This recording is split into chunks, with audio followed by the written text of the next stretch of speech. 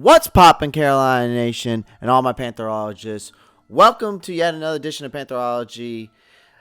And today we're going to just talk about my thoughts on the Panthers' win over the Washington football team. But if you're new to the channel, like I said, as always, show your support if you like what I'm putting out there. You know, pound that like button, pound the subscribe button if you haven't already. Comment down below, let me know what you think. And click that post notifications bell if you haven't already so you can continue to get notified when the new videos come out. But let's get into this today. Let's get into this topic. Let me give you my thoughts of this. So, you know, for the first time in over a month, the Carolina Panthers got back in the win column by defeating the Washington football team. And once again, the Carolina defense showed up to play. And it really helped carry the team to victory.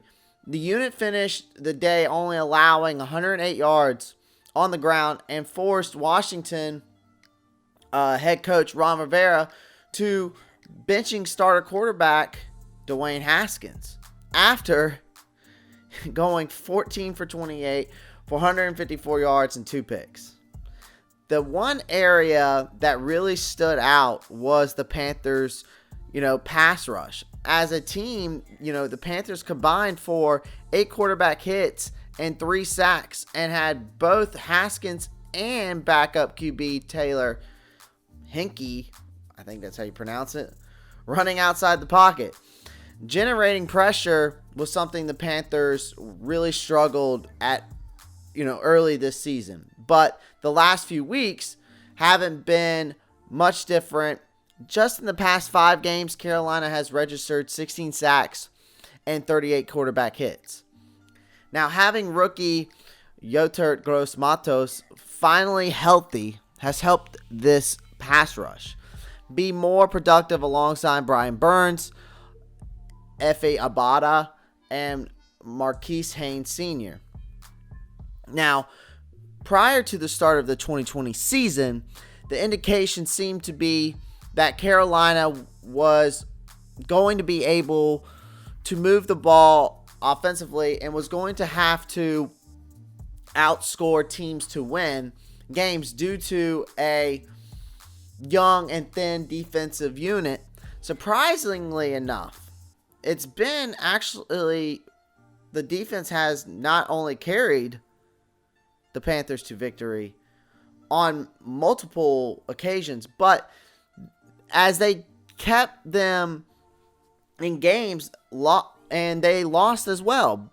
Go back to the last week against Green Bay, for example. The Packers are up 21-3, and Carolina forced the 5 straight punts, to allow their offense to climb back into the game.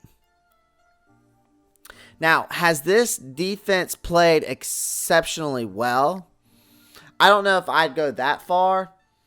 But if we are talking purely based on the talent and depth that exists on that side of the ball, it's hard not to be pleased.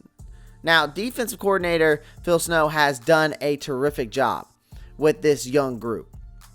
And you can see the resilience in this bunch, even with any hopes of making the playoffs well in the rearview mirror. They play hard every snap, and they don't show fatigue, and they rarely get beat on the same mistake twice in one game. Now, they may have some troubles against a certain run package. It's usually different guys that are out of position or missing their assignment. This is why this defense gets stronger as the game goes on, because they make adjustments. Don't let the same mistakes bite them twice.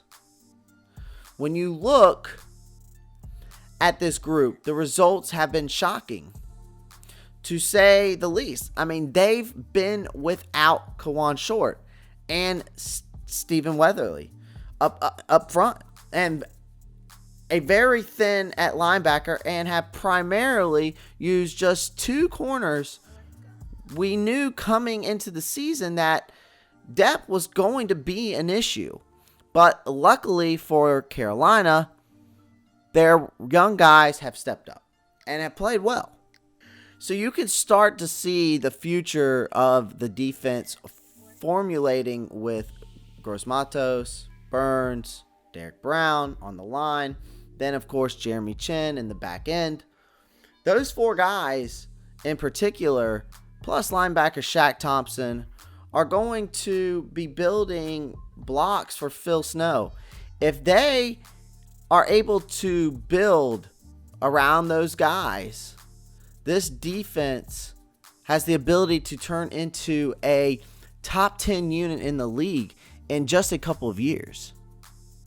You can point to certain stats and where Carolina ranks in several defensive categories, but it's not going to show the progress that this team has made since the season opener versus Las Vegas.